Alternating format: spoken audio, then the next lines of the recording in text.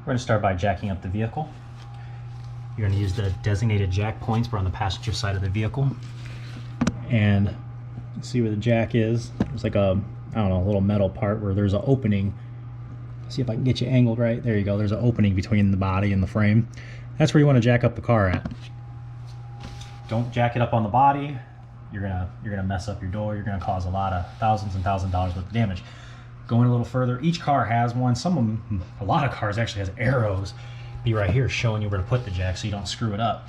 That's a good way to do it. Now, if you start to jack and you start hearing the crunching, stop. Don't go any further. Lower the jack down and move to the front of the vehicle or anywhere where you can get an actual suspension part or like a frame where the engine would mount to, something extremely sturdy, because right here is a major rust point. You start jacking up here, you going through your floorboard. Now once you get your vehicle at the perfect height, you want to come in here and set your jack stand up against something steel. So where the control arm meets the frame of the vehicle, that is a nice sturdy spot. So in case that, if that jack gives out, it's going to hit that and stop right there. That's the good place to look for, because you can tell this vehicle is very rusty, and you know the jack could break or whatever you look for. Use your jack stamps, people. Don't be a dummy. Now these lug nuts are rather large at 21. There's 5 of them.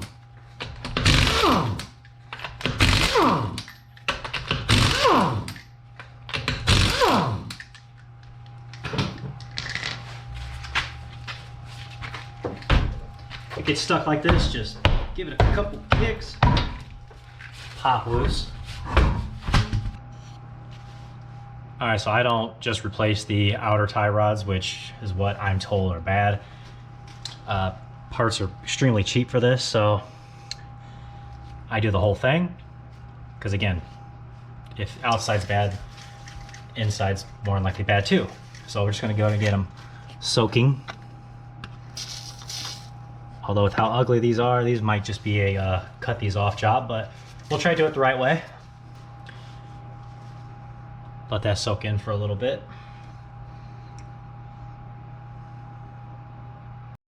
Alright, so that I can see it better access to top of that castle nut right there. I'm going to go ahead and remove this whole caliper assembly.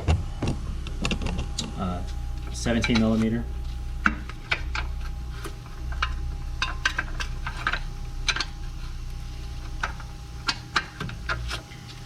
That and the bottom one.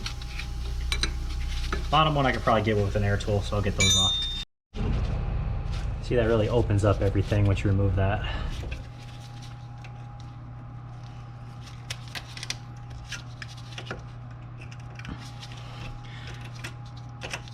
If I can't get this out, that's fine. I'll just break it.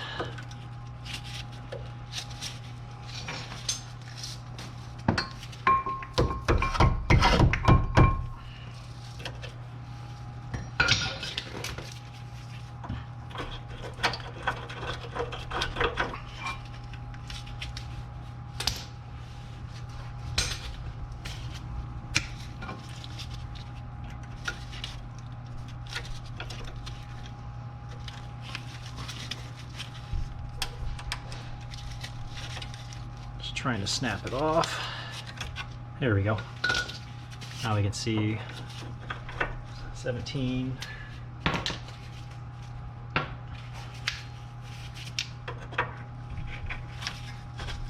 There, we'll go 18. Rip that castle nut off. There we go.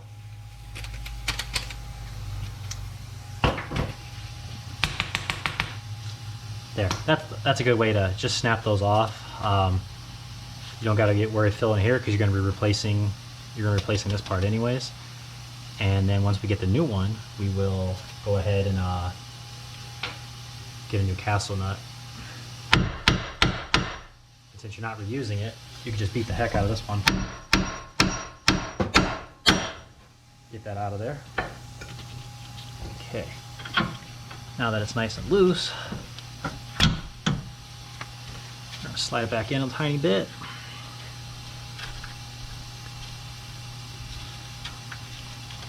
Hopefully that stays, because next we're going to be working on this nut right here. I'm just going to apply a lot of heat.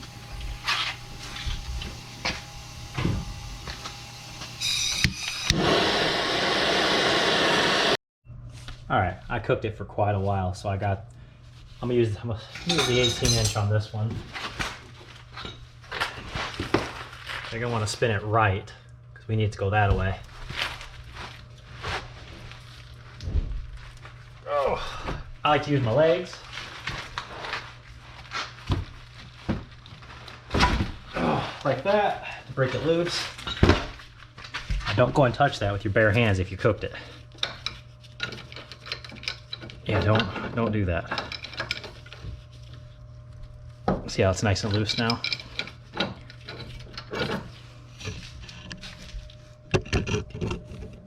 Now you can see that it's nice and loose now.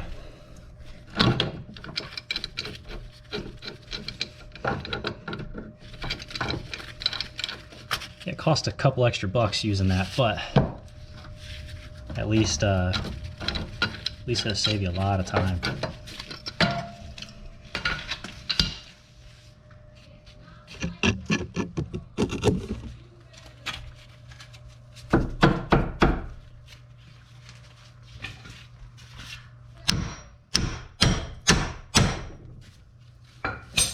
Okay, so we're gonna twist it and count it. So 1, 2, 3, 4, 5, 6, 7, 8, 9, 10.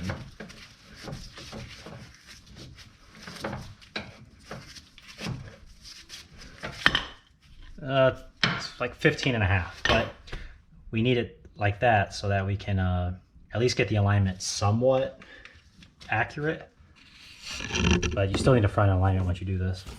All right, so here's something I'm gonna try. Now this really only works if you have like air tools or something like that. You need a lot of torque. I'm gonna take a 24 millimeter and slide it up and over it. A lot of times it breaks it loose.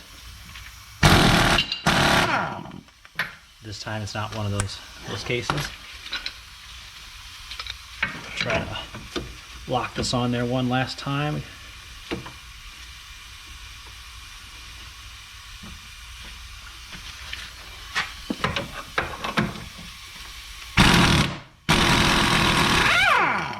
There we go. Now, if you're at home and you don't have any kind of, you're just using basic hand tools, 2 pipe wrenches would be great, be perfect in the perfect world. But if not, you have a 24 millimeter wrench, which you probably have to custom order. Probably really expensive. But I don't know, you just crank away at it like this, it just takes longer. Or if you have any cutting tool, you just slip that nut down on the side and beat it off with the hammer. Again, those would be your fastest way, I think, to do it.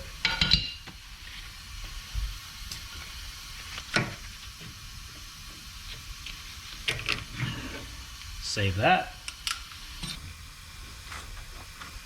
I'll show you the best I can. I can't get you any closer because the ground's covered in fluid. I don't get my camera. But anyways, right here is a metal ring that holds on this. They're not reusable. So what you do is you just take it, take the longest screwdriver, the hammer,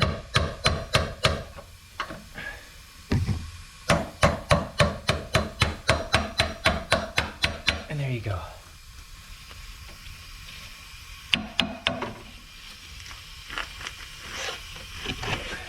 Break that loose. Show you in there like that. That's what we're looking at right there.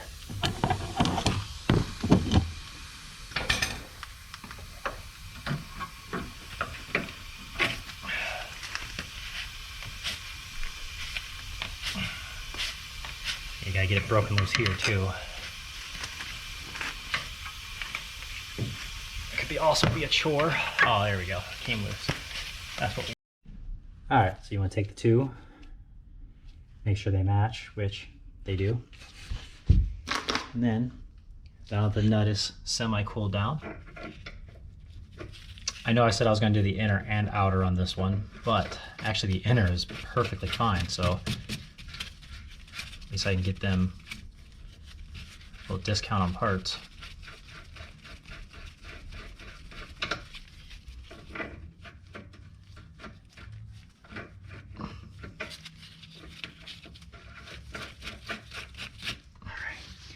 I'll take that 24 and drive it in. Next we'll start with it up. We'll just keep turning. We'll do, count that as 1, 2,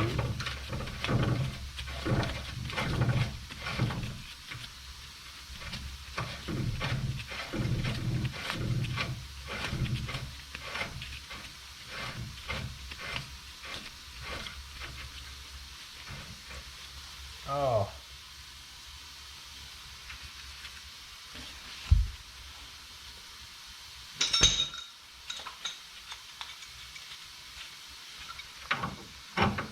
Need this up a little bit further.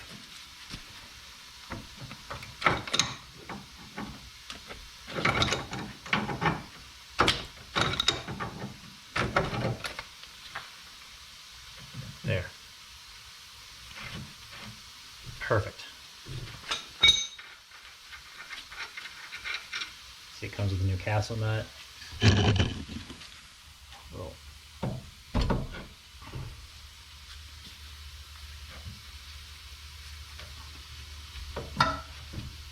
Ooh, it's much stiffer than the other one.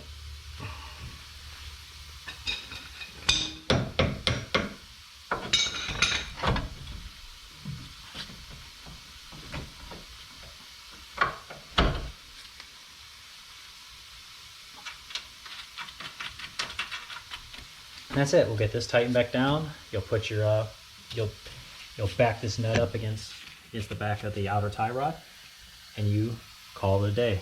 Like I said, it's just two 17mm bolts holding on here and here.